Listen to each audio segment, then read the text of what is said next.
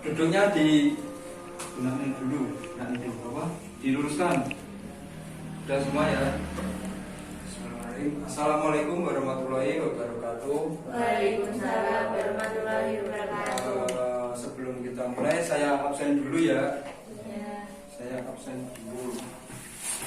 Sekarang hari Rabu pelajarannya apa?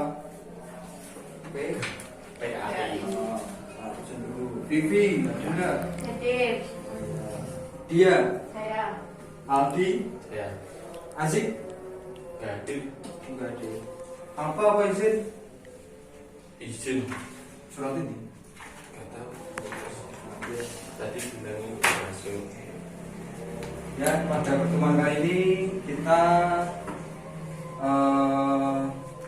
akan membahas tentang materi selanjutnya, yaitu iman kepada Rasulullah. Nah, dimulai dari ini, tujuan kita belajar ini kita bisa memahami apa sih iman kepada Rasulullah itu. Kan sebagian besar kita yang mengetahui bahwa iman kepada Rasul udah gitu aja, nggak ada penjelasannya. Nah, kali ini mengenai pembelajaran ini kalian akan mengerti apa sih iman kepada Allah, Rasulullah, terus maknanya apa, terus hikmahnya bagi kalian apa. Oke, sebelum kita mulai, saya berikan beberapa pancingan dulu, yaitu iman kepada Rasulullah itu digunakan untuk memperkuat iman kalian. Contohnya, jika kalian beriman pada Allah, berarti kalian juga beriman pada berdoa dulu ya. Berdoa mulai.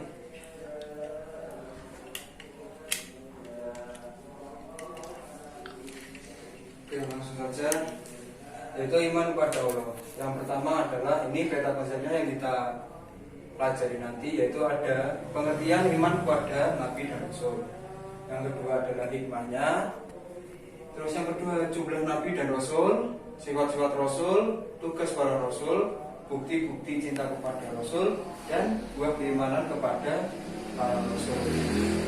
Yang pertama adalah pengertian iman kepada Nabi dan Rasul, yaitu iman kepada Rasul merupakan rukun iman yang keempat, yaitu dalam mengimani itu kita meyakini adalah Rasul adalah orang pilihan yang menerima wahyu dan menyampaikan kepada seluruh umat manusia.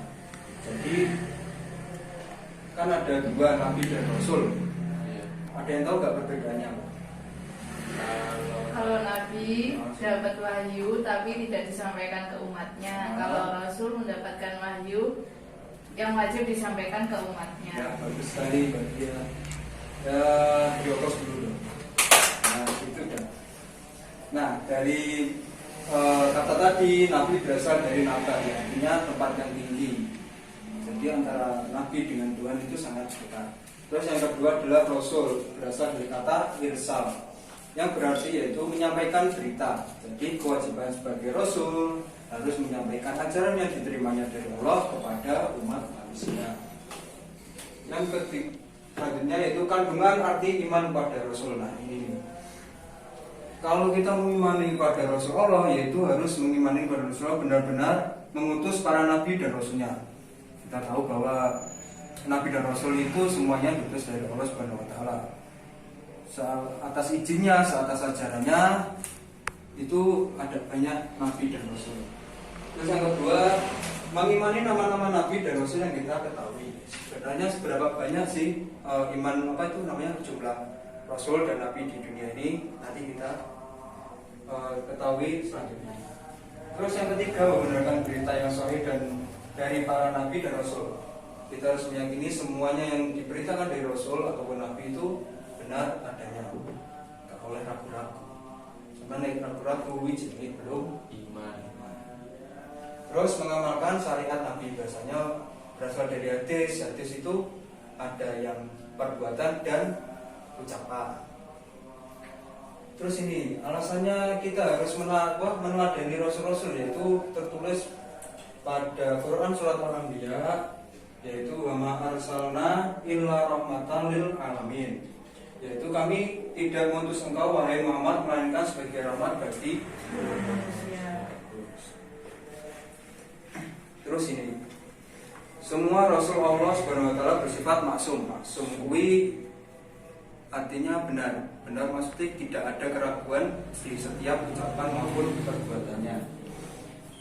Terus yang ketiga, meyakini Nabi Muhammad sebagai Rasul dan Nabi dan Rasul terakhir. Ini sebagai Rasul terakhir ini sudah ada banyak buktinya dari sebelum agama sebelumnya, yaitu Nabi Isa pun sudah bilang Rasulullah adalah Nabi terakhir, Rasul terakhir. Ini dalil. Nanti dalil saya kasihkan ke kalian sendiri. Terus ini hikmahnya kita diutuskan agar seorang Rasul dan Nabi, yaitu agar umat manusia mengenal Allah Subhanahu wa taala sebagai Tuhan yang menciptakan alam ini. Tanpa ada Rasul ataupun Nabi, kita menjadi manusia yang enggak ada aturannya sama. Dari Rasul dan Nabi itu membawa pesan, yaitu bahwa mereka mendapat wahyu dari Tuhan, yaitu Allah Subhanahu wa taala. Terus memahami kewajiban-kewajiban yang perlu ditunaikan, dan jika tidak niscaya sesatlah dirinya. Nah, ini jumlahnya. Diriwayatkan dari hadis Abu Dzar yang bertanya kepada, wahai Rasulullah, berapa tepatnya jumlah para nabi? Para nabi itu menjawab, jawabannya itu 124.000 nabi. Ya. Dan berapa jumlah Rasul? Ada 315. Nah, yang kita perlu wajib ketahui ada 25. Apa ya? Terus ini sifat-sifat Rasul dan Nabi, ada sidik yang pasti benar. Terus amanah dapat dipercaya, tablik menyampaikan, dan fatona pandai dan bijaksana. Nah, dari sifat-sifat wajib ini, kenapa kok ada sifat wajib pada Rasul? Gunanya untuk apa? Ada yang tahu? Kan kalian tahu kan bahwa apa itu sifat-sifat wajib pasti kok perlu diketahui itu untuk apa? Jadi kita harus mengetahui sifat-sifat itu karena kalau ada orang yang menganggap bahwa dia nabi, sampaikan bahwa ini orang ini memenuhi 4 sifat wajib ini, enggak dapat dipercaya apa enggak. Nah, tujuannya kita mempelajari ini itu untuk itu. Jadi kalau ada orang yang menganggap dirinya nabi, kita enggak terlalu pusing kok, enggak mencukupi 4 sifat ini kok jadi bukan nabi. Terus tugas para Rasul ini tadi ya, mengajarkan tauhid itu ajaran Islam, contohnya kayak sholat, zakat, terus ketentuan ibadah, terus sama ketuhanan. Terus mengajarkan cara ibadah tadi, beribadah sesuai dengan contoh yang dilaksanakan Nabi Muhammad. Terus berpakaian sesuai tuntunannya. Yang ketiga, makan sesuai yang dicontohkan Rasulullah. Contohnya makan pakai dan pakai 3 jari. Ini sunnah.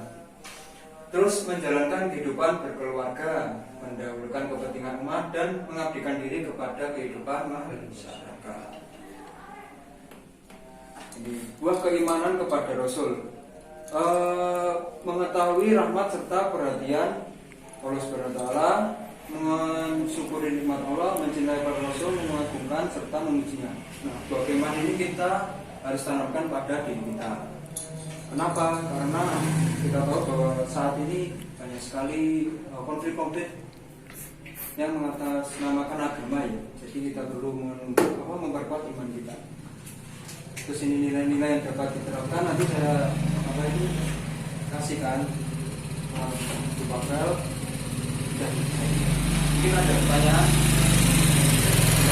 Kalau berada selanjutnya menjawab soal. Saya kasih beberapa video penguat materi ini, bisa kalian simak.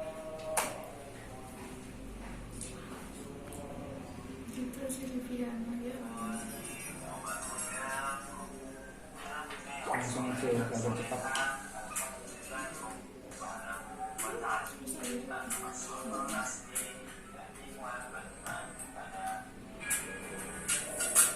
Dari sini, itu nama-nama nabi tadi ya.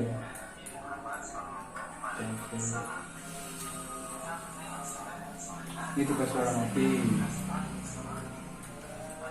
Ada bacaan tauhid, gembira, peringatan. Terus selanjutnya ini sifat-sifat tajil. Terus ada sifat mustahil barang. Ini perlu kalian baca di sifat mustahil kuwi kebalikannya. Nah ini sifat mengaku nabi, tapi kok ada sifat salah satu ini itu nabi. Gunanya itu.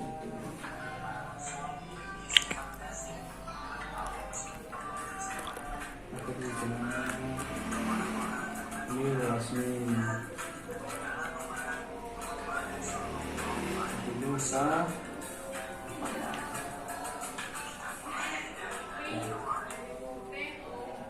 Udah berhubung waktunya tinggal sedikit, pending dulu ya, mungkin nanti saya kirimkan nanti videonya. Terus teman silakan mengerjakan soal yang sudah saya kirimkan. Berapa menit? 20 ya. Ya 20 ya. Ya kalau mengerjakan, kalau nggak bisa kalian boleh bertanya, nanti saya bantu mengerjakannya. Mengerjakan dulu. Saya mau bertanya, kan ada pertanyaan mengapa Allah memberi mukjizat kepada para rasul. Nah, kenapa Allah tidak memberi mukjizat kepada semua para rasul? Oh ya. Lalu saya langsung jawab ya. Ya. Kalau apa semuanya didengarkan. Ini mungkin ada yang bertanya lagi, pertanyaannya sama, langsung saya jawab aja. Mengapa kok mukjizat diberikan kepada Rasulul Azmi saja, enggak semuanya? Nah, dari pertanyaan itu saya jawab, sebenarnya semuanya dapat mukjizat. 314 tadi itu mendapat mukjizat semua.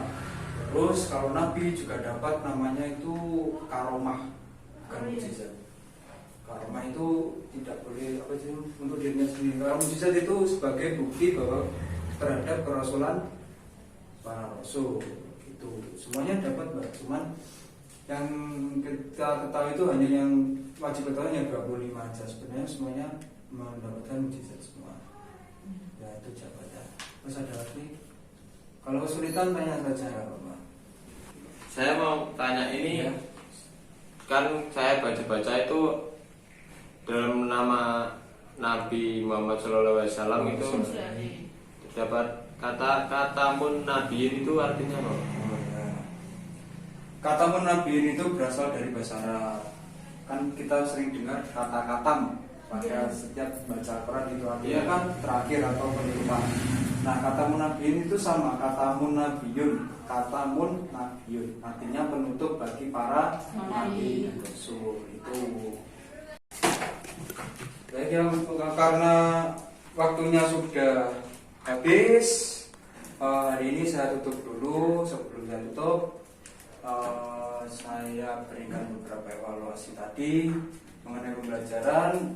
Dari jawaban kalian semua itu sudah baik, hanya perlu belajar sedikit. Untuk itu, untuk minggu depan ada pekerjaan rumah, yaitu meresum atau merangkum mengenai 25 nabi, mukjizat beserta kitabnya, kalau ada yang diturunkan kitabnya. Ya, itu saja. Demikian dari saya. Wassalamualaikum warahmatullahi wabarakatuh. Waalaikumsalam warahmatullahi wabarakatuh.